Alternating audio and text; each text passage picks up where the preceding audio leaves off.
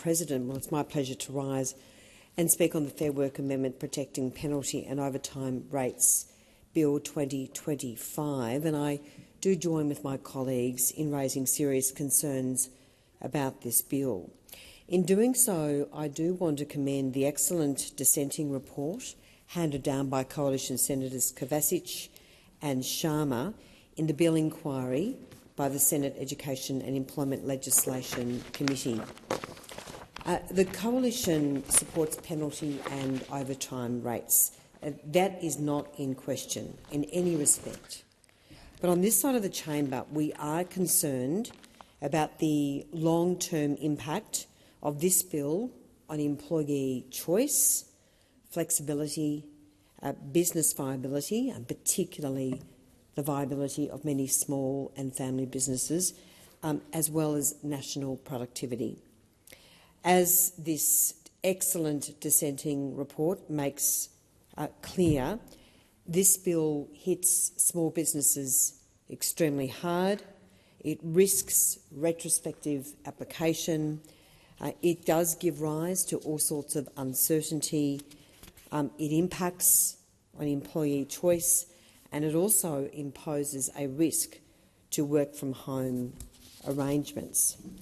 But from my perspective, Acting Deputy President, I think the biggest concern with this bill is the risk to small and family businesses.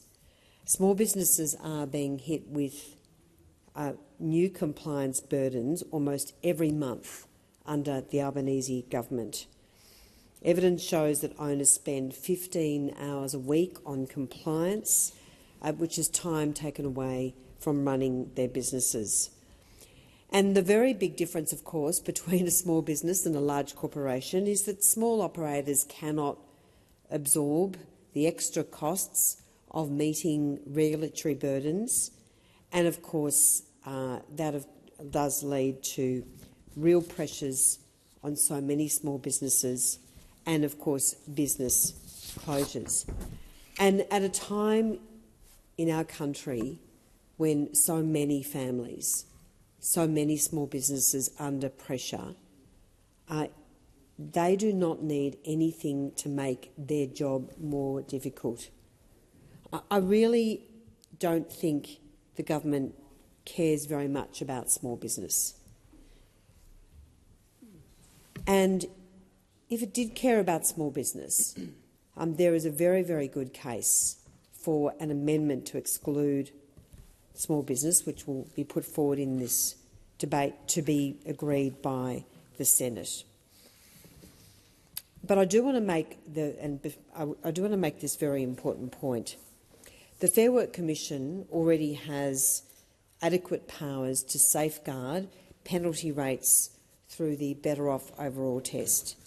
So this is a bill looking with a solution. This bill is a solution looking for a problem. The bill has arisen as a result of the retail industry wanting to pay their workers 35% more. Labor has introduced this bill to kneecap this attempt to pay workers more because it would undermine the influence and power of the unions. So here we have a sector in our economy wanting to reward workers and the government, because of course, as we know, every Labor senator in this place is a representative of a union, and they come in here and they undertake and fulfil their union's business and agenda. But of course, the unions don't care about small business. This government doesn't care about small business, and this bill is further evidence of this. So the bill would enable unions to bring applications to vary existing awards, placing an unfair burden on employers trying to maintain stability for their businesses and their employees. So this adds considerable red tape to small business, which already faces 35 major Fair Work Act changes under Labor, 34 of them which disproportionately affect small business. The other really important point that I would make is that by constraining the Commission, the bill undermines independence and risks unintended consequences in award variation. As Coalition Senators Kovacic and Sharma have so comprehensively reiterated in their dissenting report, this bill could operate retrospectively. Now, the committee in its majority report denied that, but the evidence to that effect was absolutely clear. And of course, this creates a greater burden for businesses, particularly small businesses, greater uncertainty for them, and of course, it exposes employers to union-driven variations of existing awards.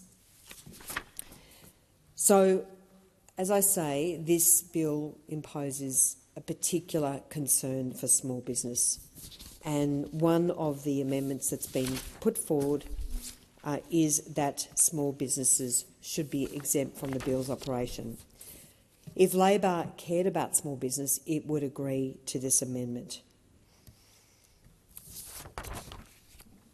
COSBOA is one of the key stakeholder groups which has warned that this bill will discourage employment and drag down productivity.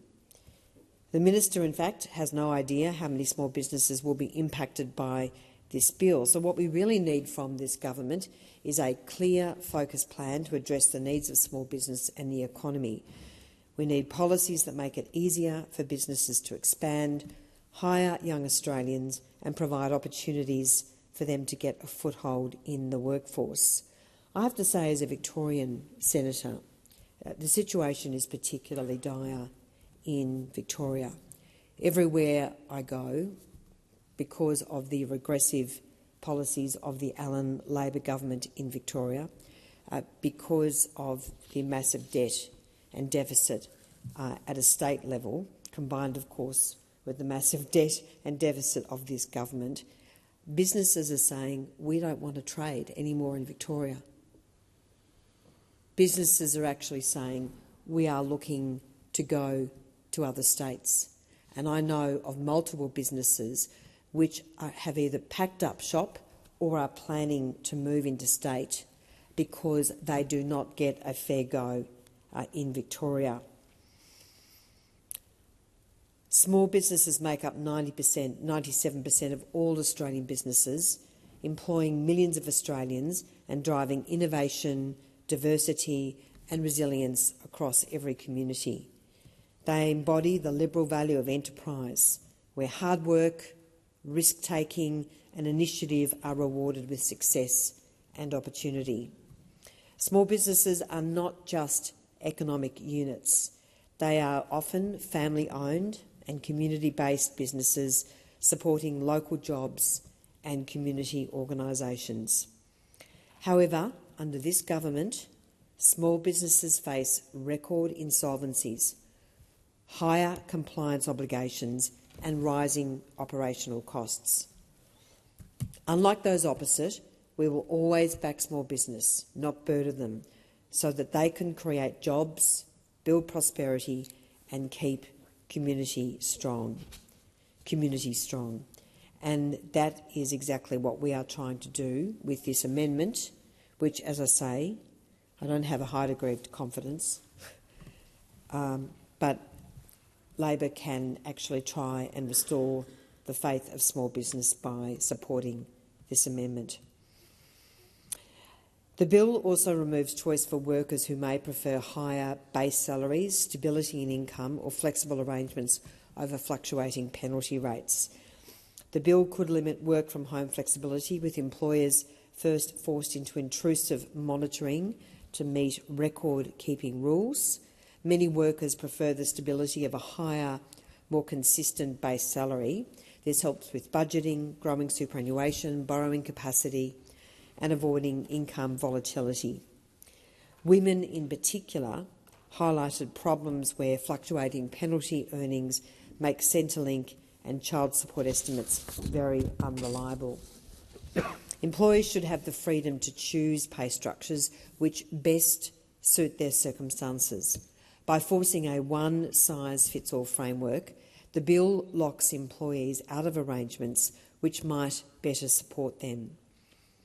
Even if the majority of employees want a particular arrangement, the Commission, and this is particularly egregious, the Commission is prevented from approving it if any hypothetical worker might, at some point, be worse off.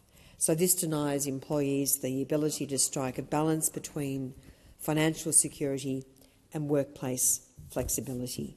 And this goes to the heart of denying employees proper choice in the workplace.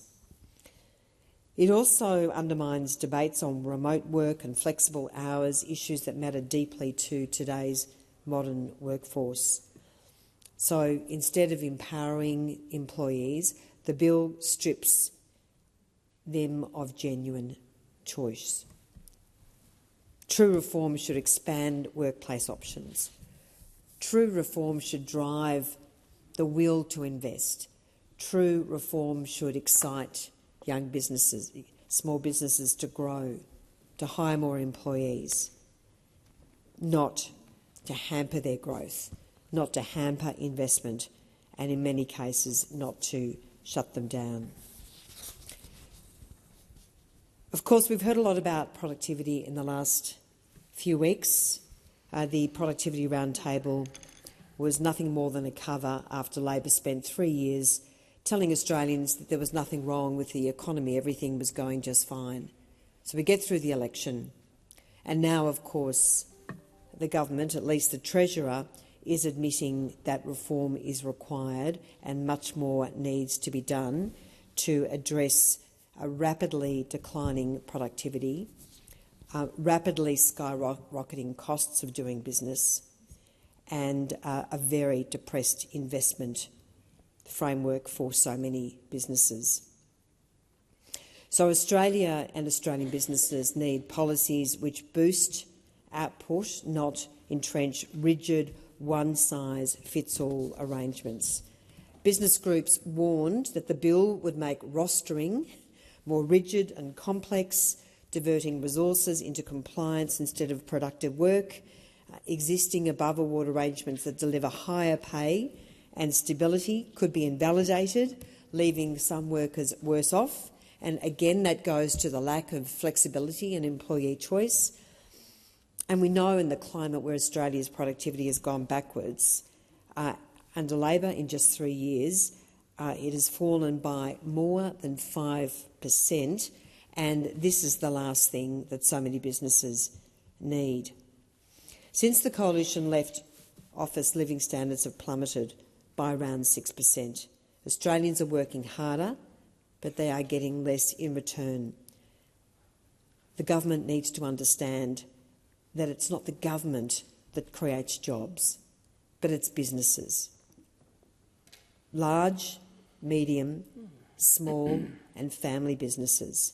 And in this depressed climate that we are currently in, where our economy is whimpering along, businesses need every possible opportunity and encouragement to invest. As I say, in Victoria, so many businesses are struggling just to keep the doors open, looking further afield to states like South Australia and New South Wales, where they see a much more investment-friendly climate. So, Acting Deputy President, this is a disappointing bill that is before this Parliament. As the Senate Committee inquiry heard, this government did not want to have confirmed the Fair Work Commission has both the power and proven track record to safeguard penalty and overtime rates. The important point to also make is that the Commission is not only empowered but required under Section 134 of the Fair Work Act to maintain a fair and relevant safety net for employees. I mean, the Fair Work Act is several thousand pages. It is an enormous burden on particularly small businesses. This is going to make things so much tougher, and frankly, small and family businesses deserve better. Thank you.